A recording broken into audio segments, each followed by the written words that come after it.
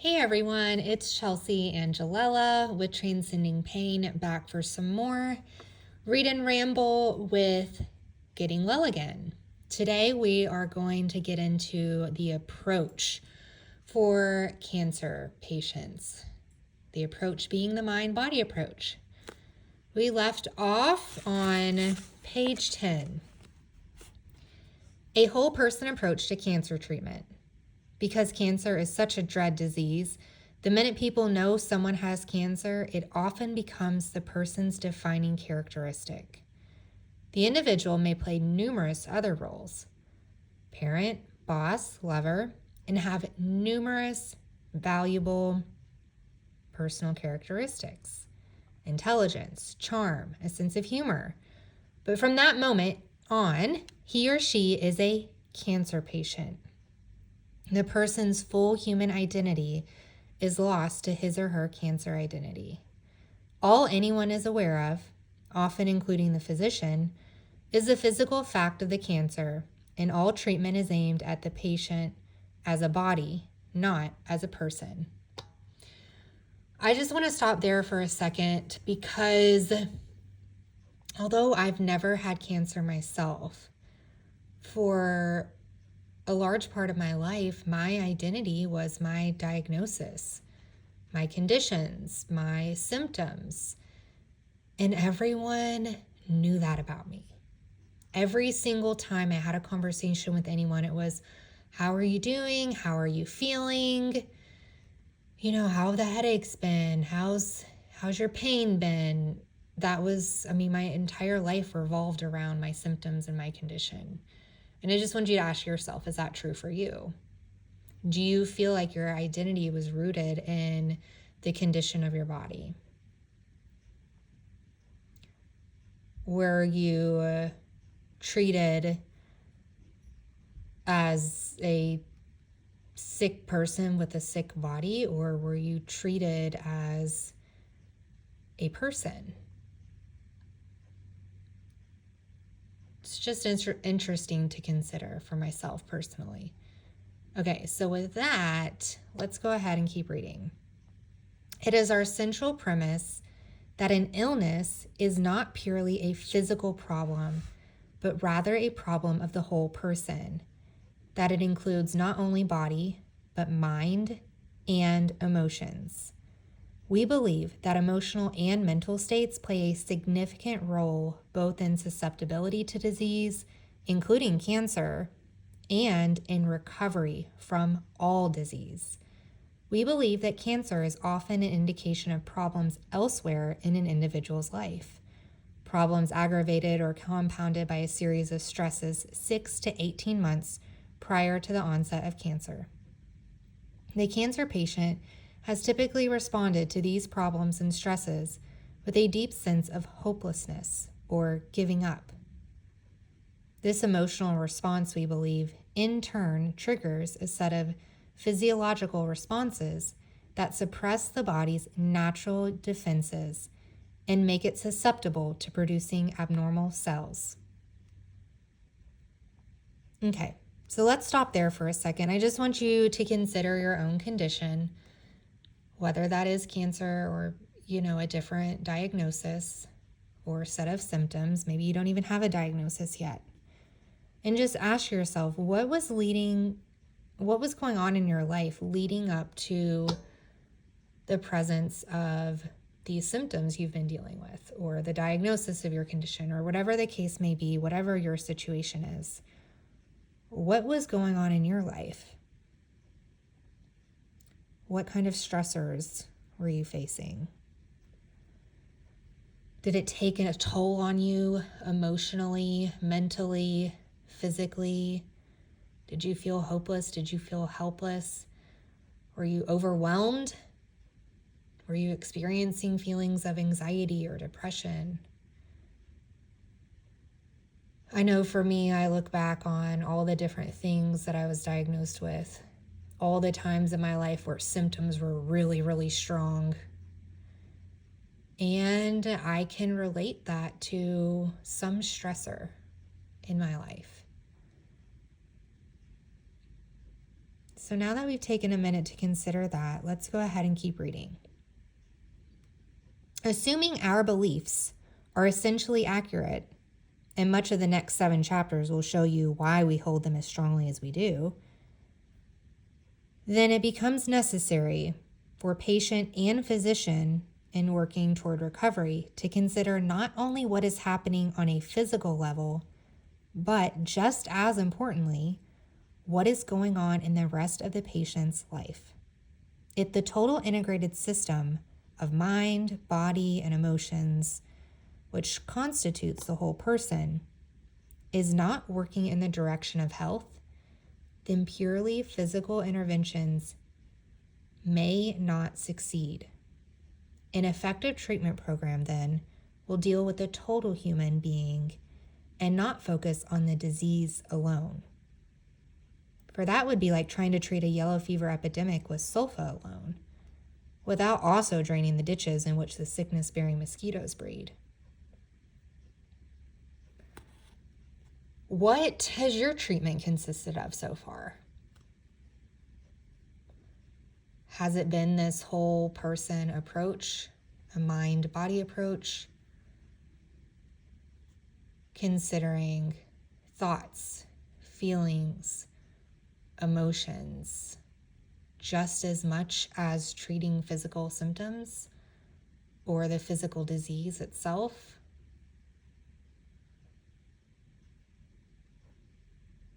All right, let's move on to the results of this approach.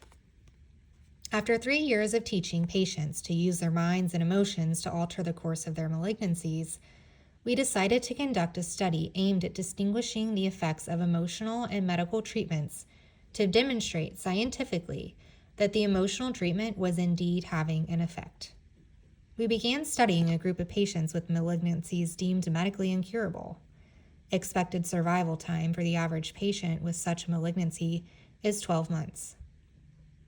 In the past 4 years, we have treated 159 patients with the diagnosis of medically incurable malignancy.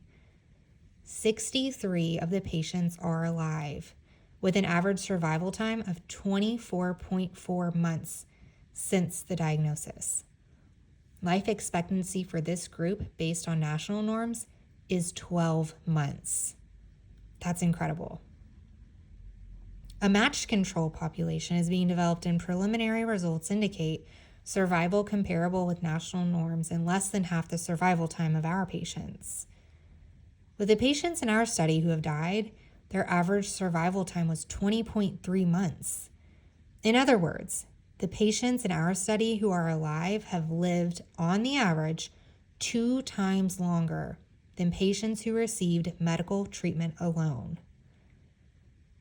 Even those patients in the study who have died still lived 1.5 times longer than the control group. That's just so fascinating to me. Just by incorporating these other elements and not just treating the physical disease alone. As of January 1978, the status of the disease in the patient still living is as follows. So hopefully you can kind of see this chart here on page 12. So no evidence of the disease was found in 14 patients, or 22.2%. The tumor regressing in 12 patients, or 19.1%. Disease stable in 17 patients, or 27.1%. New tumor growth in 20 patients, or 31.8%. It says, keep in mind that 100% of these patients were considered medically incurable. So the fact that 22.2% of those patients, of those medically incurable patients, had no evidence of disease, that is just so fascinating to me. Okay, let's keep going. Of course, duration of life after diagnosis is only one aspect of the disease. Of equal, or perhaps greater importance, is the quality of life while the patient survives. There are a few existing objective measures of quality of life. However, One measure we keep is the level of daily activity maintained during and after treatment compared to the level of activity prior to diagnosis. At present, 51% of our patients maintain the same level of activity they had prior to the diagnosis. 76% are at least 75% as active as they were prior to diagnosis. Based on our clinical experience, this level of activity for medically incurable patients is no less than extraordinary. The results from our approach to cancer treatment make us confident that the conclusions we have drawn are correct, that an active and positive participation can influence the onset of the disease, the outcome of treatment, and quality of life. I don't know about you, but if I could have, when I was suffering so tremendously, even if, I still had symptoms or whatever, I don't know if I'd really care about that if I felt like my quality of life was better, right? If I could do things that I enjoyed without just suffering and just feeling hopeless and helpless and that there was no way out. I don't know. My quality of life was so poor. I just wonder what it would have been like and how I would have, how my condition could have improved if I had this whole person approach, Okay. Where were we? Some people may be concerned that we are offering false hope, that by suggesting people can influence the course of their disease, we are raising unrealistic expectations. This is a really valid point here. It is true that the course of cancer differs so dramatically from person to person that we would not presume to offer guarantees. There is always uncertainty, as there is with standard medical procedures, but hope, we feel, is an appropriate stance to take toward uncertainty. As we shall see in detail in future chapters, expectancy, either positive or negative, can play a significant role in determining an outcome. A negative expectation will prevent the possibility of disappointment, but it may also contribute to a negative outcome that was not inevitable. There are no guarantees at this time that a positive expectation of recovery will be realized. But without hope, the person has only hopelessness, a feeling that, as we will see, is already too much a part of the cancer patient's life and personality. We do not deny the possibility of death. Indeed, we work hard with our patients to help them confront it as a possible outcome. We also work to help them believe that they can influence their condition and that their mind, body, and emotions can work together to create health. So this is an interesting point to bring up. Just the idea of having expectation. What does that do for us if we have this negative expectation versus a positive expectation? Or is it just, letting go of expectations and just trusting the process? And that maybe, just maybe, if this process works for other people, this mind-body approach works for other people, maybe, just maybe, it can work for me.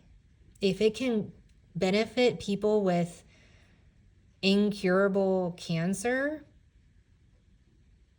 maybe, just maybe, it can work for me. And so maybe it's not really about expectation. Maybe it's just about putting trust in the process and having hope that if it works for these people, maybe it can work for me. I don't know. Let's keep reading. Theory into practice. Getting well again is divided into two major parts. The first describes the theory on which our psychological approach to cancer treatment is based. The second presents a program for recovery for patients and their families. The chapters in Part 1, The Mind and Cancer, are not an effort to prove the validity of this approach to the scientific community. Rather, they are in an effort to provide a simple, straightforward explanation so that you can evaluate for yourself whether our approach is reasonable and whether you wish to use it. Part 2 begins Pathways to Health, the program we use with our patients at the Cancer Counseling and Research Center in Fort Worth. We urge you to try the specific techniques. Reading about them but not practicing them is no more effective than filling a prescription and not taking the pills. By participating in the program, you will participate in your health. And this is true for any program, right? If we really want to receive the benefits, we have to be willing to take the action. This goes back to taking responsibility for our health and healing. Take ownership, take responsibility. Start taking positive action. In the final chapter, we turn to the problems of living with a loved one who has a life-threatening disease. We describe some of the communication problems that occur, the kaleidoscope of feelings, and the possibility of increased closeness and love from the experience. If you have cancer, we not only encourage you to read this chapter, but to give it to your spouse, your children, your family, and your close friends. We invite all our readers to join us in the search for new methods for recovering from illness and maintaining health. Okay, wow. We just finished the first chapter. There's so much here, and it just offers for me so much hope through the mind-body approach. In doing this work,